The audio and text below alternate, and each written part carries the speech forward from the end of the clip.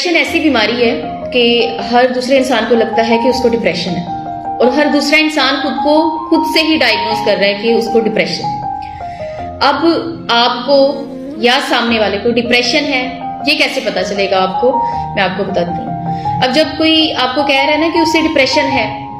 آپ اس سے بات کریں، آپ اس کی باتوں کو سنیں، آپ اس کو کوئی حل بتائیں، تو اس کا مطلب یہ ہے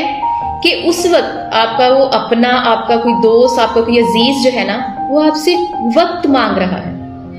وہ کہہ رہا ہے کہ مجھے سنو۔ اس وقت وہ آپ کی اٹینشن لینا چاہ رہا ہے، اس وقت وہ تھوڑا سٹریس میں ہے، ڈرا ہوا ہے زندگی سے،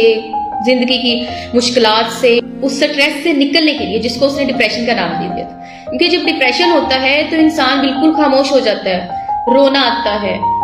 کچھ کرنے کو دل نہیں کرتا، اسے لگتا ہے help lessons, hope lessons, worth lessons, یہ سب کچھ اس کے ساتھ ہے۔ اب کچھ زندگی میں ہو ہی نہیں سکتا، وہ بیڈ پہ لیٹ جاتا ہے، وہ کچھ بتانے کے قابل ہی نہیں ہوتا کہ میں ڈپریشن میں ہوں، وہ نہیں اپنے بارے میں خود بتا سکتا۔ تو جب آپ کو وہ بتا رہا ہے تو آپ اس کو تھوڑا سیریس لیں، اسے سنیں، اس کو وقت دیں، سمجھیں کہ وہ کیا کہنا چاہ رہا ہے، ٹھیک ہے، تاکہ وہ ڈپریشن میں نہ چلا جائے۔ ابھی وہ آپ کو بتا رہا ہے، ابھی حل آپ کے پاس ہے، لیکن جب وہ بتانے سے رک جائے گا، چپ ہو جائے گا، خاموشی آ جائے گی ادھر سے، تو اس کا مطلب ہے کہ اب کچھ غلط ہے۔